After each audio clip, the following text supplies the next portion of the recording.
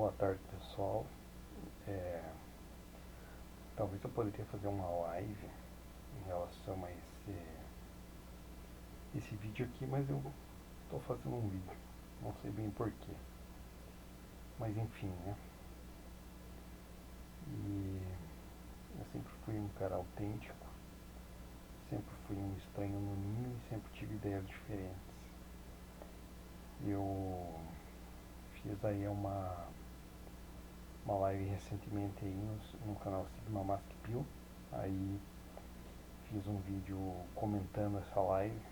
Aí teve o Rafael Leite, é um cara aí que não tem conteúdo no canal, mas ele participou da live. E nós estávamos comentando sobre concepções de Deus, né? E eu comentei a minha visão pessoal sobre isso, que Deus deve ser uma concepção muito além do que a gente imagina, uma concepção muito grandiosa, muito mais do que a gente imagina. E ele comentou sobre a concepção que ele tem sobre o Deus mesmo formatado aí, que o pessoal fala, o Deus judaico-cristão. Me passou a impressão que ele teve na live ali, que ele tinha uma visão mais ampliada, mas ele realmente falou sobre essa visão do Deus judaico-cristão. Eu acho que ele teve tentou algumas experiências aí. Ele falou que teve umas experiências no yoga e tentou ver umas visões diferentes sobre Deus, mas não teve uma compatibilidade real sobre isso. Eu sou um cara que, como eu disse mesmo, eu sempre fui um estranho no ninho, sempre fui a ovelha negra do grupo e sempre tive uma visão da parte de fora das coisas. Nunca me senti pertencente a nenhum grupo, por mais que eu me esforçasse. E isso sempre para mim foi uma vantagem e uma desvantagem. Uma desvantagem porque no sentido de que eu nunca me senti amparado por ninguém e sempre tive que ser o cara que eu era o meu próprio grupo e eu era o meu próprio amparo, né? Ou eu e Deus, ou eu e eu mesmo. E no sentido de ter uma ideia diferente das coisas, eu sempre consegui ter uma visão mais abrangente da situação, uma visão mais abrangente das coisas e conseguir ver, analisar as coisas no sentido mais amplo, não pensando como uma pessoa dentro de uma caixa ou um doutrinado dentro de uma redoma ali, de uma ideia de uma universidade ou de uma religião. Por um tempo eu fui um doutrinado de uma religião, sim. Eu acreditei na promessa fácil, mas eu era praticamente uma criança, né? Eu era um rapaz. Eu comecei a ter experiências religiosas na Igreja Adventista do Sétimo Dia.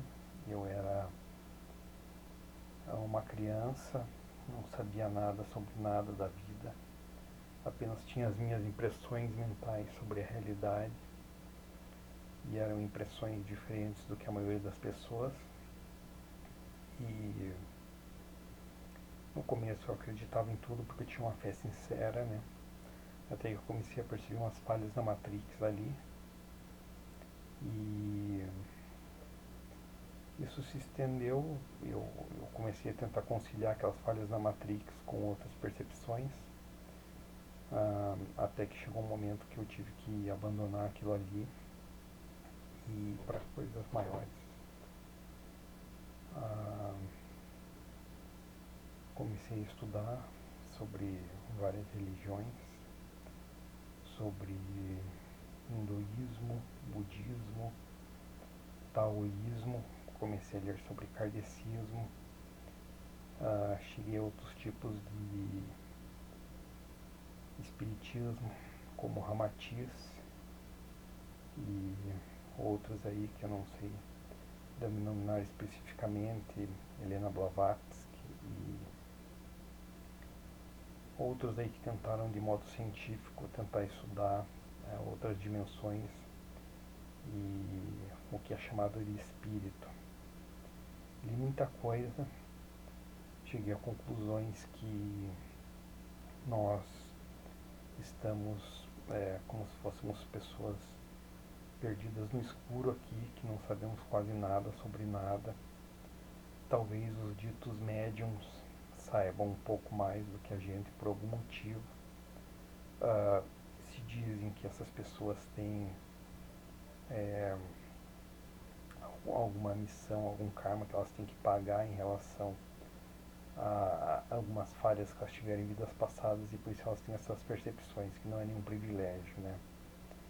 Mas enfim, em alguma faceta, em algum sentido, acaba sendo um privilégio porque eles acabam tendo uma percepção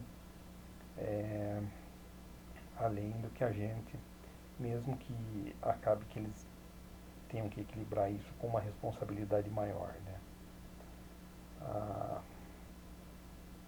Eu percebo que deve existir alguma chave em relação a isso, em relação a essas percepções extrasensoriais, que eu, na minha vida particular, não consegui descobrir, mas fiz várias práticas de meditação e viagem astral, desdobramento astral, vários nomes que as pessoas podem dar. Pelo que eu percebi, muitas pessoas têm essas percepções de forma natural. Não sei se isso se deve a vidas passadas ou a qualquer outra coisa, né? Como sempre, a gente está no campo da especulação aqui. E bom, essas concepções de Deus, ou que foi levantado, né? Que acabou sendo levantado aí num grupo de grupo de Telegram, uma discussão sobre isso, sobre teísmo e ateísmo, mas essa concepção de Deus abrange coisas muito abrangentes, por mais que você que está assistindo não acredite ou acredite, vamos dizer que você não acredite, a concepção de Deus é uma coisa muito abrangente, porque daí se você acredita nisso, você tem que abranger outras coisas como espíritos, anjos, santos, ou seja lá o que for, né? Concepções aí de outras entidades, além desse corpo físico. E tem pessoas que dizem que quem acredita que isso aqui acaba, quando morre chega numa escuridão e fica num desespero até que ela tem que acabar aceitando que existe alguma coisa para outras consciências poderem ajudar ela, né? Mas enfim, né? Cada pessoa tem a sua concepção, a sua ideia sobre a realidade aí. E eu tô aqui devaneando sobre essas coisas. Quando eu era mais jovem, adolescente, eu gostaria que tivesse alguém para conversar comigo sobre essas percepções, sobre esses questionamentos. Com certeza, algumas dessas percepções são coisas que devem ser recebidas do alto, outras devem ser simplesmente questionamentos que a gente tem, dúvidas que a gente tem. E eu acho que tudo é válido, né? As pessoas no mundo de hoje questionam sobre tudo e teorizam sobre tudo. Tem pautas ali, aí, vamos dizer assim, LGTB, pautas Red Pill, pautas feminazem, vamos dizer assim, pautas sobre todos os assuntos. E por que não pode ter uma pauta sobre dimensões paralelas, Deus, espiritualidade? e essas coisas mais avançadas, né? Então, acho que a gente está livre aí para debater sobre o que a gente quiser, conversar sobre o que a gente quiser, teorizar sobre o que a gente quiser, de repente alguma inspiração, algum insight aí, como muitos dizem, pode acabar trazendo a pessoa, desencadear uma experiência de alguma pessoa aí. Muitos vão dizer que simplesmente uma experiência mental, cerebral, com alguma disfunção do cérebro, ou alguma fantasia onírica, mas pode ser que seja uma coisa real. O que é real, né? O que é real? O que é real é o que você vive nesse mundo físico ou o que você vive no teu mundo onírico? De repente ninguém sabe, né? De repente existem muitas pessoas que relatam experiências aí de EQM. Tem dois canais aí no YouTube que falam sobre, que eu acompanho, que falam sobre EQM, experiência de quase morte, que significa essa sigla, e fala sobre muitas experiências que essas pessoas têm e que elas acabam relatando como se fossem experiências que acabam sendo parecendo muito mais reais do que a nossa vida que a gente considera real aqui, né? É, e muitas coisas que a gente acaba sendo, tudo isso acaba sendo um grande quebra-cabeça. A gente acaba achando que muitas coisas que são é, simplesmente fantasia são na verdade coisas que significam uma realidade mais abrangente aí na realidade. E você veja que tem um canal aí de um rapaz que ele tá comenta sobre uns episódios do Pica-Pau e ele fala sobre umas red pill que o Pica-Pau mandava sobre as mulheres, né? E são coisas assim meio, vamos dizer, da época, mas que dá para se adaptar perfeitamente e facilmente às épocas atuais, né, com as tecnologias atuais. E, e se e dá para perceber que né, um simples desenho animado que parecia que era uma coisa para uma criança inocente, sem nenhum propósito aparente, simplesmente um entretenimento, para uma cabeça vazia de uma criança, de uma fantasia, acaba sendo um alerta para alguma realidade, né, efetiva. E eu lembro até que esse episódio aí, que é comentado nesse episódio aí do Pica-Pau, que ele está procurando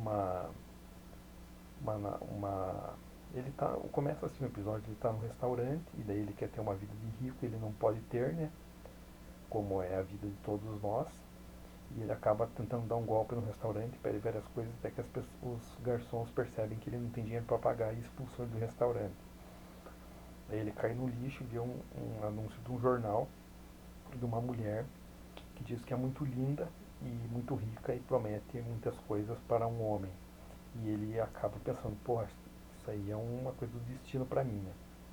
E acaba que ele chega lá e ele descobre que aquela mulher é uma mulher muito feia, né? E ela é rica, só que ela é uma mulher possessiva e acaba querendo tratar ele como como se fosse um objeto, né, para ele.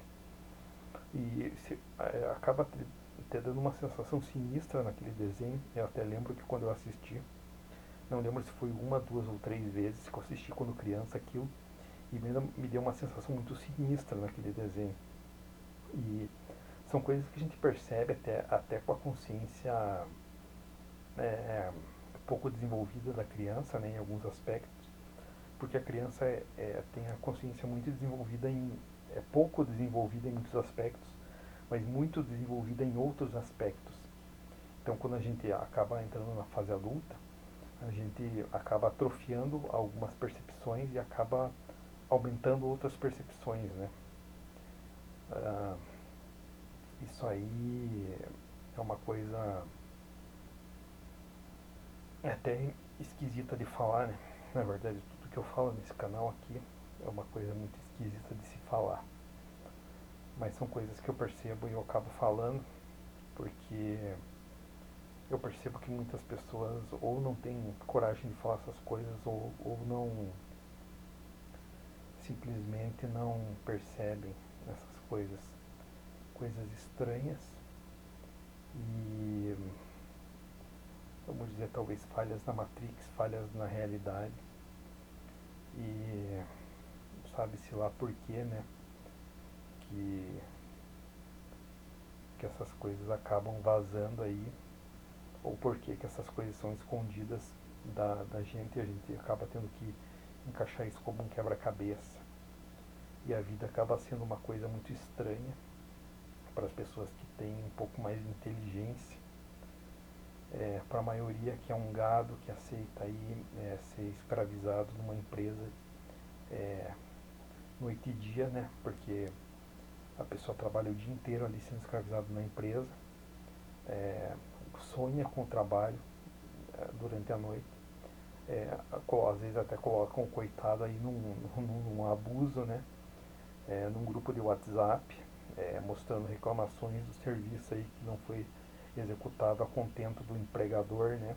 Como se a máxima da vida fosse a, você contentar o empregador sobre as necessidades dele, né? Que você é simplesmente um robô, um trabalhador ali que não tem nenhuma necessidade. Você não precisa praticar uma atividade física, não precisa ter um hobby, não precisa ter uma vida, você não precisa de nada, né? Você precisa simplesmente ser um escravo daquele sistema, chegar em casa completamente esgotado, fazer 2, 3 horas extras por dia e ainda agradecer por estar trabalhando, porque o abençoado do empresário está gerando emprego para o país, né? Ele tá fazendo o país prosperar, né? O país prosperar o caralho, ele está fazendo prosperar o bolso dele, porque quem está ganhando com tudo isso, mais do que todo mundo, é ele, né?